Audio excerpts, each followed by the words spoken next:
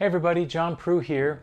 You know, one of my favorite styles of music to play is the bossa nova, Brazilian music. And I just love the groove, I love the rhythm, I love the harmony.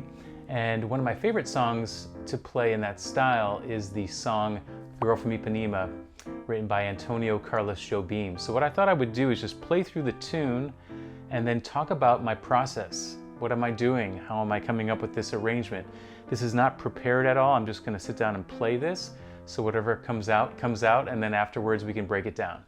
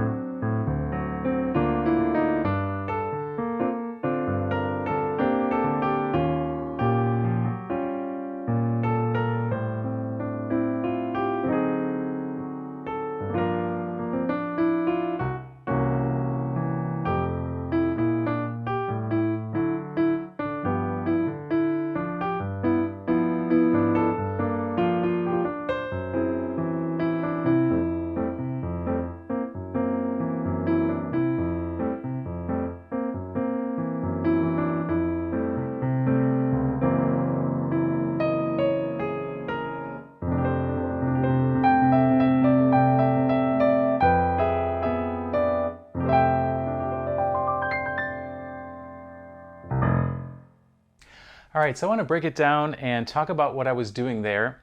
I started off with a little introduction, and in bossa nova music, it's very typical to go back and forth between two chords. They call it a vamp.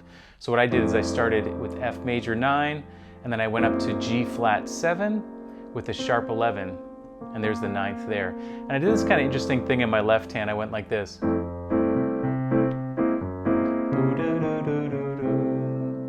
That's a very typical kind of sound. You hear that a lot in bass lines in bossa nova music and Brazilian music, is this chromaticism. So I have this little do do do do do do. Do do do do do do. Do do do do do do. So I do that I do an 8-bar introduction, and the last time I go,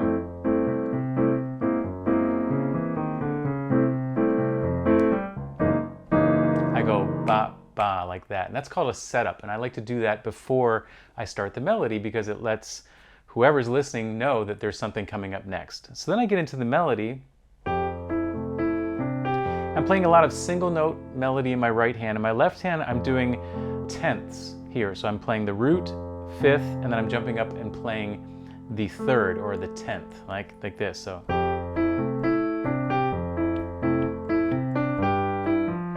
Now when I get to that G7 chord, I like to put in the sharp 11. Isn't that nice?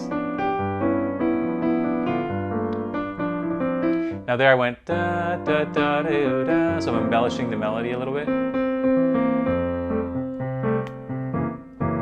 Now there's this really cool groove in bossa nova music that goes like this. The right hand is going to go bop bop bop bop bop bop bop. 1, 2, and 3, and 4, and 1, and 2, 3, 4. It's a 2-bar rhythmic pattern that repeats, and the left hand is going or root 5 5, 1, 2, and 3, and together it sounds like this.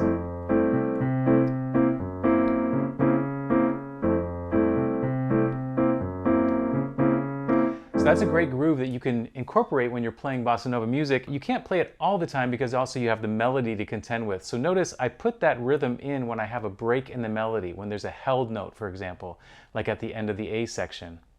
Da, da, da, da, ba, ba, ba, ba, ba, ba. Then the second A section is just the same.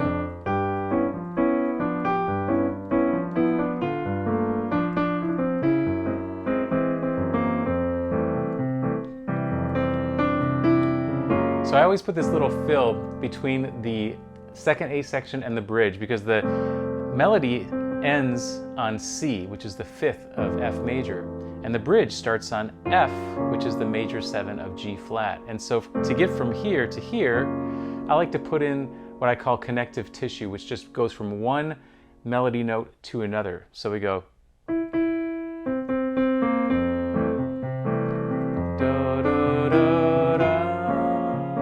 brings you right to that melody.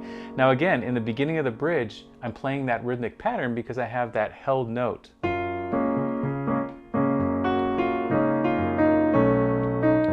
then I put in this little chromatic thing, da, da, da.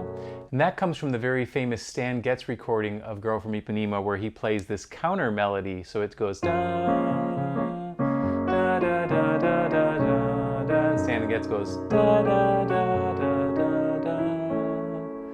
And then same with here.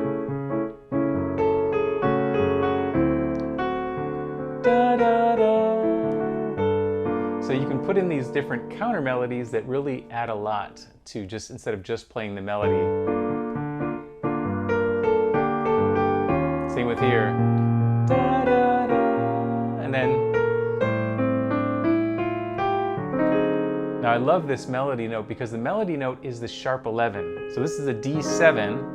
And the melody note is a G sharp, that's a sharp 11. And so if you put in the flat 9, what I have here is what's called a polychord. It means you have an A flat chord in your right hand over a D7 in the left hand. And then for the G minor, when you go to the C7, it's the same thing. The melody note is the sharp 11. And if you put the flat 9 in there, and there's the 7th, you have a G flat chord over C7, another polychord. I love that. And then the last A section, what I like to do sometimes, instead of just playing F and then to G7, I do this kind of a cool circle of fifths progression where I go F, B flat 7, A minor 7 to D7. That brings me to G. Another way of thinking about that is going from the 1 chord to the 4 dominant to the 3 to the 6, and then to the 2. 1, 4, 3, 6, 2. We call that an extended turnaround chord progression. So I like to do that sometimes in the last A section. And then go back to the regular changes.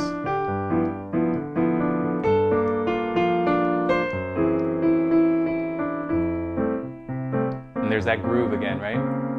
And so then I went into a solo, and I did play a whole chorus of a solo. And when I'm playing the solo, on the F, I'm just doing the F major scale. Sometimes I'm outlining the chord oftentimes. In fact, that's a great way to start your solos, to start on the 5th, up to the 9th, and then go 7, root, and then spell out an F major chord. And then I went to then the G7. I like to use, because I love that sharp 11, I use what's called a Lydian dominant scale. So it's a G major scale with a sharp 11, or a C sharp, but a flat 7. You can also think of it as a G mixed Lydian with a raised 4 or raised 11. So I like to use that on the 2 chord.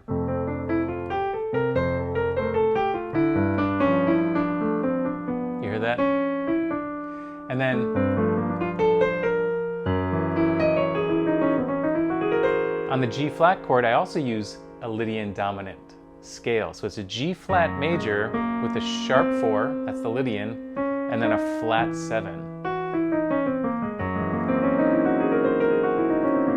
Beautiful scale. Then back to F.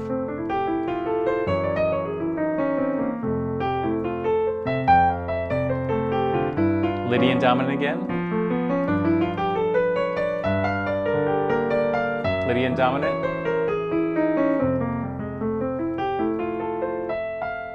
Now we get to the bridge, and it's a G flat major 7 chord. So I just played a G flat scale, or you can even play a Lydian if you like.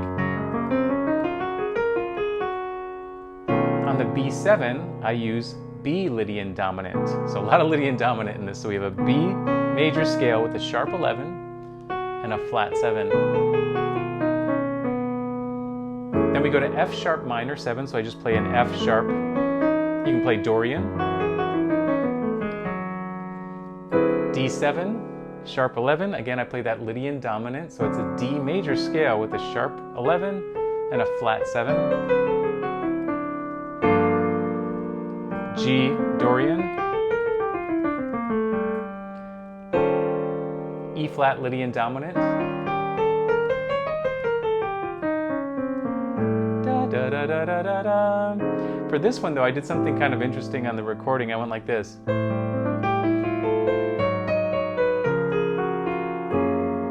So what I did, instead of doing a 3, 6, 2, 5, I went from A minor 7 to A flat minor 7 to D flat 7 to G flat major 7. So I did a 2-5 of the G flat, which is flat 2 in the key of F. And then I went 2-5. So let me show you that again. I went A flat minor, D flat 7, G flat major, and then back to F. And then I believe in the last part of the solo too, I did dominant chords descending on the last A section.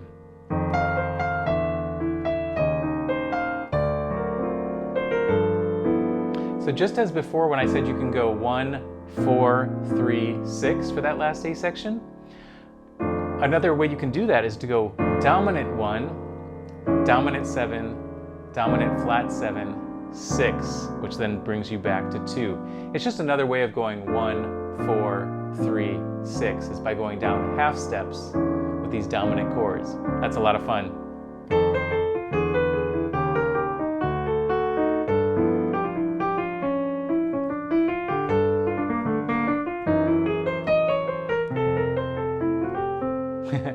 And then, instead of going back to the very beginning, I went back and I played the melody at the bridge. So one way you can do that is you can say, okay, I'm going to play a whole chorus, but I don't want to go back and play the whole melody again, so you can go to the bridge. That's a very typical way to end a song. So I started on the bridge,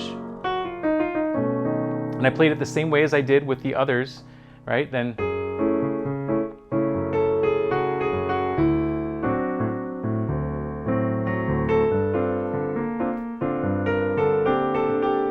here I did really something kind of cool. So it's the E flat 7, I went. So my left hand, I went up to the 3rd chromatically whole step, half step to the third of E flat. I love to do that. It's almost an echo of the melody, isn't it? Here's that A flat again over D7, and the F sharp over C7, and then back to the melody. And I did that 1, 4, 3, 6, 2.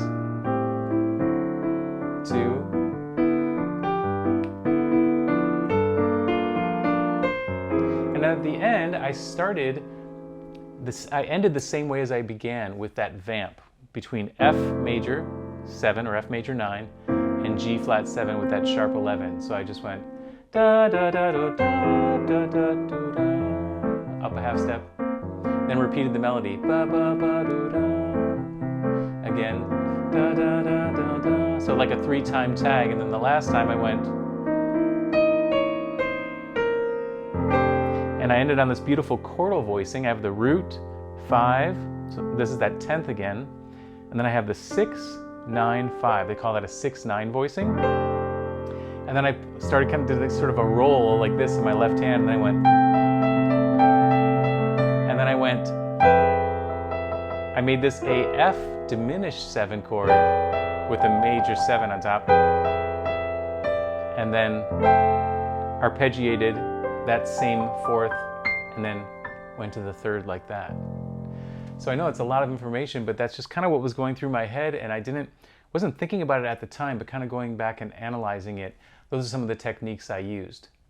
So I hope you really enjoyed yourself today. I know I had a great time explaining some of my thought processes I'm going through and playing this tune. Go ahead and try some of these techniques for yourself. It's a lot of fun. Enjoy, and we'll see you real soon, okay? Thanks everyone. Bye-bye. Hey, thanks for watching, and if you enjoyed the lesson, please let me know in the comments. Also, be sure to check out pianowithjonny.com. We have over 1,000 step-by-step lessons for all playing levels, where you'll learn your favorite songs, styles, and how to improvise at the piano. Thanks for watching, and I'll see you in the next one.